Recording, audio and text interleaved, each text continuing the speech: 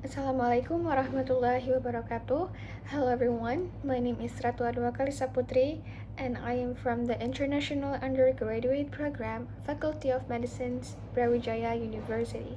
In this video, I will summarize an article titled The Use of Cadaver in Medical Practice, which is discuss the role of cadavers in the medical field, and because the cadaver plays a role in medical education, especially in studying anatomy, surgical procedures, and medical research. But however, from the Islamic perspective, there are different views of their usage, particularly regarding the respect of the decrees and the limitation that's set by the Islamic law. And therefore, these videos will explain the key points of the article, including the arguments both in favor of and against the use of cadavers in medical practice. So I hope these videos will provide the valuable insights for all of us. Enjoy watching! So cadaver plays a crucial role in medical education. Their use allows medical students to gain a hands-on understanding of the human body, something that cannot be fully achieved through the image or digital simulations. In anatomical study, cadaver provide a real representations of human body and muscle, organ, and the nervous system. In surgical training, they help future doctors practice procedures before working on living patients, reducing the risk of medical errors. Although the technology has advanced with 3D models and simulations, the real tactical experience provided by cadaver remains irrepressible. Therefore, they continue to be an essential part of the medical training. So, in Islam, the dignity of a deceased person must be preserved, just as the dignity of a living person. The Quran strongly emphasized the honors of human beings, as stated in Surah Al-Isra, verse 70, وَلَقَدْ كَرَمْنَا بَنِي Adam. And indeed, we have honored the children of Adam. This verse highlights the sacred status of humans, affirming that their honors and dignity continue after even death. In Islamic teaching, respecting the deceased includes performing funeral rites, such as washing the body, shrouding, praying, and burying them properly. Any form of desecrations or harm to a dead body is strictly discouraged. The Prophet Muhammad ﷺ further emphasized this in a hadith narrated by Abu Dawud, Kasru admil mayit kakasri hayya. So, breaking the bones of a deceased person is like breaking them while they are still alive. So this hadith signifies that harming a dead body is just as serious as harming a living person.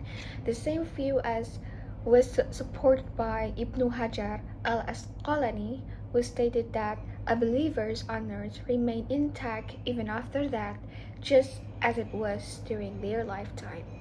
So furthermore, Islam strictly forbids mutilations of mutla even in times of war. The Prophet ﷺ instructed his companions not to mutilate the body of enemies, as narrated as in Sahih Muslim. Fight in the name of Allah, in the path of Allah, against those who disbelieve Him. Fight, but do not go too far. Do not betray and do not mutilate. So these prohibitions against mutilations even in battle further highlights Islam's stance on preserving the dignity of the deceased. In another narrations, the Prophet Muhammad ﷺ also forbid us to sitting on the grave, emphasizing that even indirect harm or to the deceased should be avoided.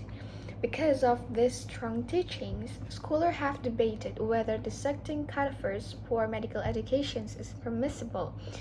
Some argue that any interference with the body after that violates Islamic principles, while others believe that under specific conditions such as medical necessity, exceptions can be.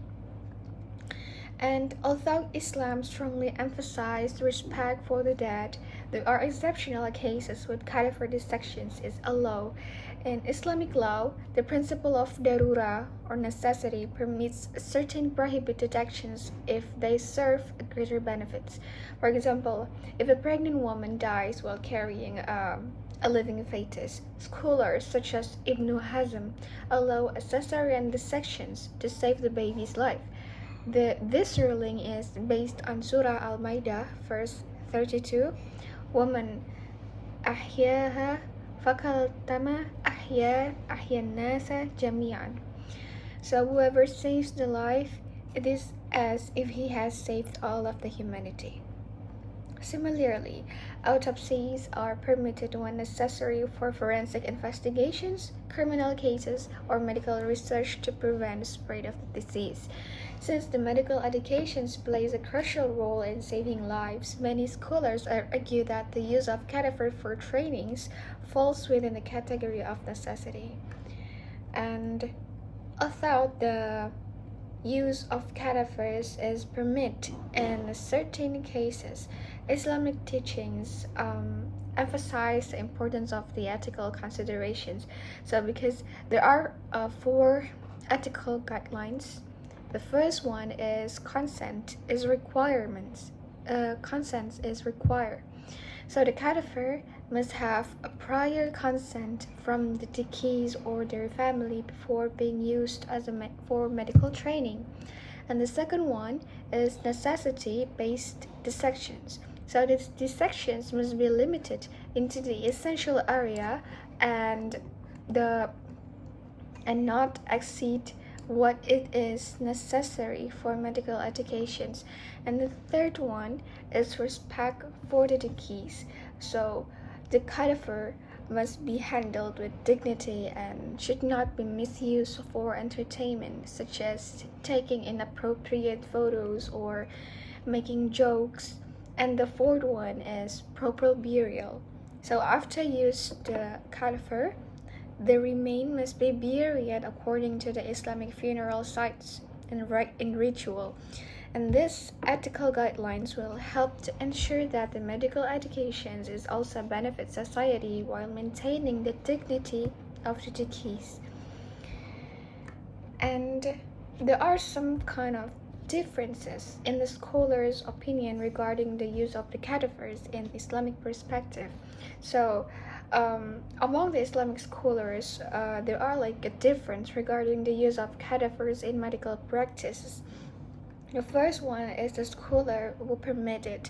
So like several contemporary scholars and Fatwa Council, including the International Islamic Fiqh Academic in Mecca, the Senior Scholar Council in Saudi Arabia, and Al-Azhar Fatwa Committee in Egypt, have issued rulings allowing the use of cadavers in medical education because of its significant benefit in the healthcare.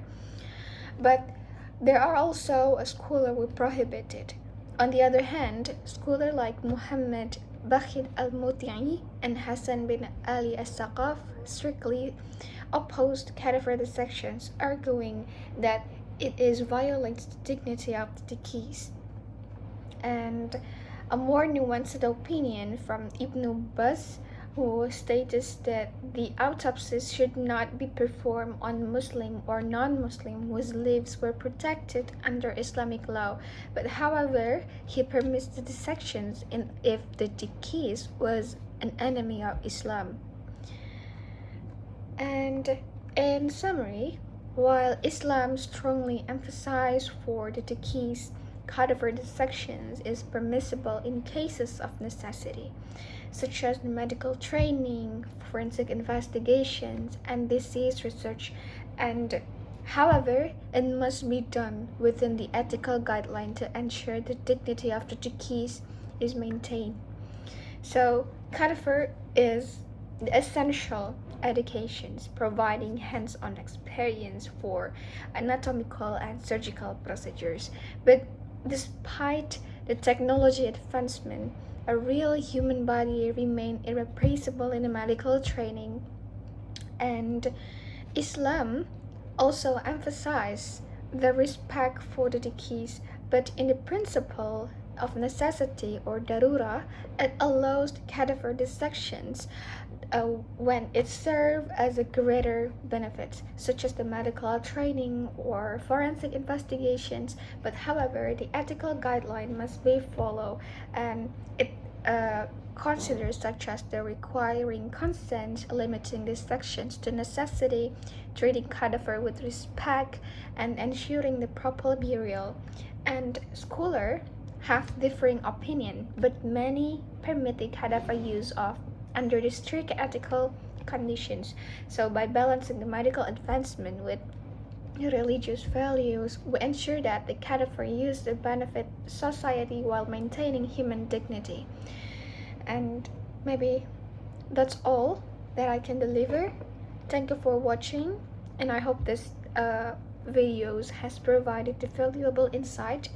Wassalamualaikum warahmatullahi wabarakatuh.